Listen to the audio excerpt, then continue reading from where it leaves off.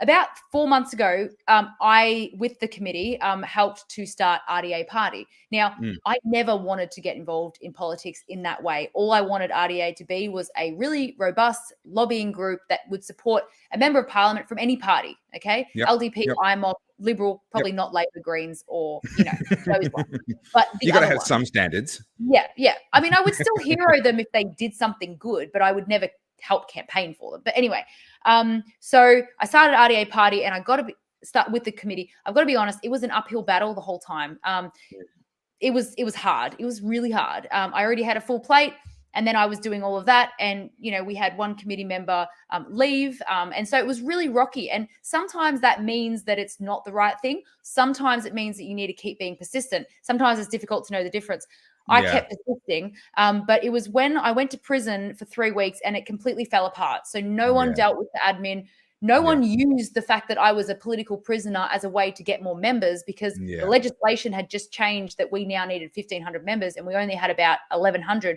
Like the fact that they missed out on that promoting opportunity, I came out and I was like, this is not fun anymore. So not that it's about fun, but the only reason I wanted to start the political party was at the time, 4 months beforehand, there was no single party that I could fully align with.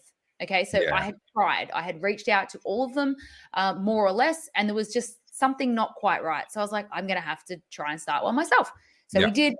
It seemed like it was the right thing to do at the time, and I don't regret it because I learned a lot. However, when UAP started, I was obviously trying to get Craig onto RDA Party, okay, but I just didn't have as much to offer, right? So I tried. Me and Craig are really close. I see him as a mentor. But anyway, when I was in prison, I saw TV ads coming on of UAP, and as soon as Craig Kelly joined UAP, I told the committee, I'm feeling like I'm missing out on that. I want to be in on that. Anyway, so I came out of prison, nothing had happened. And I was like, guys, I want to get rid of RDA Party and join UAP. That's what I want to do. And that's what Morgan wanted to do as well. And he's running as a federal candidate. So we didn't dissolve RDA Party. We joined with UAP. But in saying that, I now no longer have a stake in any party. So I just want to clarify for anyone watching, there is no contract. There is no exchange of money. There is absolutely nothing except for the fact that I think that they have the best chance of getting part of our country back, at least part of it. And I can support them, but I can also support LDP, IMOP, GAP. I can, as a lobby group, I'm now free to support whoever I want. When there was RDA Party, I felt very boxed in that because RDA Party, RDA, right? So now I'm actually that had to be your first loyalty. Agent. I'm actually a free agent. So nice. I don't owe them anything. They don't owe me anything. We just all want freedom.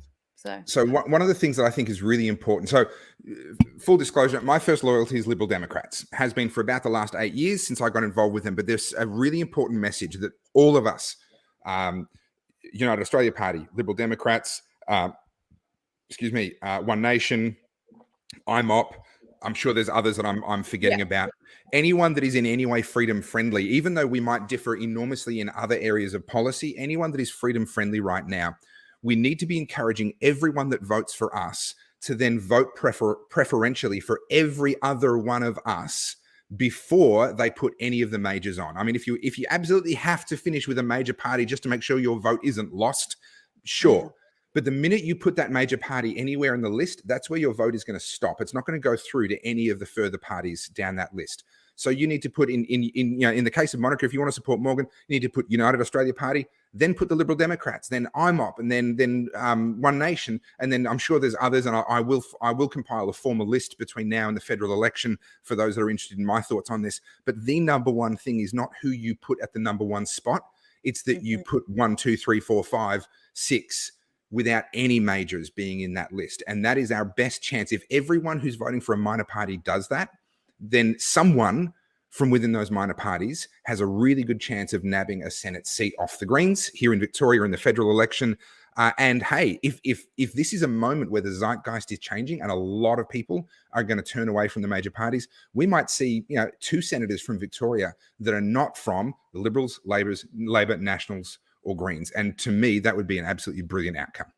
I think more, Topher. I hope more. Look, I'm naively positive that's a gift, but also a downfall. But I will say that UAP and RDA will be putting a lot of effort into education around voting because Yeah. let's be honest, no one knew before, no one cared until the day, and then we did some Google searching or we asked our parents, and that's how we Yeah. voted. And Yeah. that can't happen anymore. And your vote can mean 4 votes if you're preferencing properly. Yeah. Yeah, So correct. I think this is going to be monumental. And UAP call Victoria the victorious Victoria because they think that Victoria is where we're going to win any sort of freedom.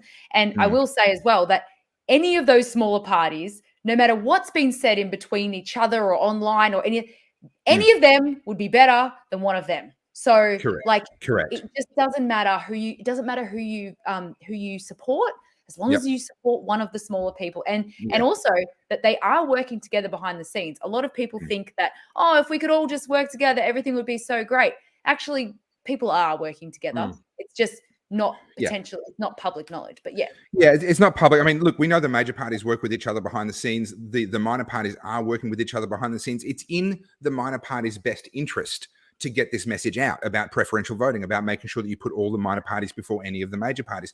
There is a collective self-interest in that, but there's still a messaging problem because most of the minor parties don't have budget and they don't have a way to get that message out. And so this is why, if you're a follower of mine, that's not the first time you've heard me talk about preferential voting, and I promise you it will not be the last, not even close, because this is a message that we've just got to hammer over and over again. Vote for every single minor party before you vote for any of the major parties. Look, I've been involved in politics for 12 years and I've heard other people get excited about, oh, this is the moment when it's all going to change. I've watched minor parties come and go and burn out for a bunch of different reasons. If ever there was a moment that there was going to be a monumental change, this in my lifetime is the best opportunity for that to happen. So I don't know that I share your optimism beyond 2 senators in Victoria. But boy, it would be nice. I would love to be proven wrong. I would love to get you back on after the federal election sometime in the first half of next year, and for you to be able to laugh at me and say, "See, I told you so." That would be brilliant. Turning our attention to Victorian politics for a moment here, what are your thoughts on this act by Daniel Andrews to exclude from Parliament our elected members who won't prove their medical status? What does that say to you? Well, it's Victoria leading the way again in the most draconian measures. You know, we're famous for all the wrong reasons. It's really interesting because didn't they exclude MPs from the mandatory? Brett Sutton said that MPs were actually exempt from the mandatory. Yes, so they've done it as an internal procedural thing within Parliament. It's really disappointing when I found it. We just released an article about it today. The usual suspects voted for it, of course, but there was a bit of a surprise in there for me, Topher, which was the Justice Party, Tanya Maxwell and Stuart Grimley. They have actually voted for freedom at every opportunity. I've met Tanya Maxwell. I really, really like her. I thought that they wouldn't do that, so I'm a bit disappointed. In the end, when it came to I always get the houses mixed up. Legislative Council is the upper house in Victoria, or Legislative Assembly. I get the two mixed up all the time. I just call them upper and lower, Topher. Yeah. So in the upper house, when it came to a vote, my understanding is there were only 4 that opposed it, and they were Tim Quilty and David Limbrick, who are 2 of my absolute favourite politicians right now in Victoria. But also Catherine Cumming, who's been doing some sensational work recently. She has really come into her own in the last, I would say, 6 months. And also Shooters, Fishers and Farmers, Jeff Borman. Rod Barton.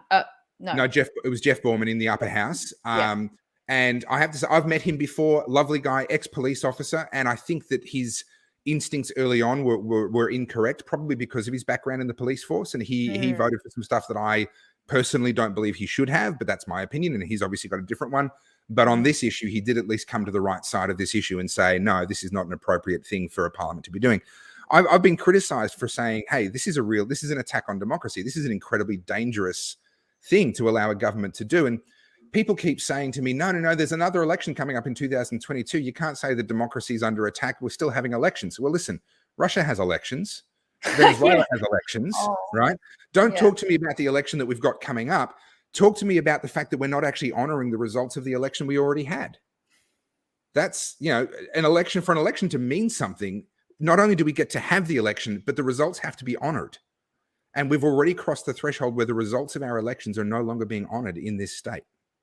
And other votes, even, I mean, this is a hard discussion to make, but the coercion and the manipulation within the media is so biased that, you know, it's so hard for anyone else to even have a go. And sometimes people, they form an opinion and they don't even know where that opinion formed, but they will back it up because somehow they formed it, and who knows where it came from. So we have a really tough battle to beat censorship, to get votes in the right direction as well.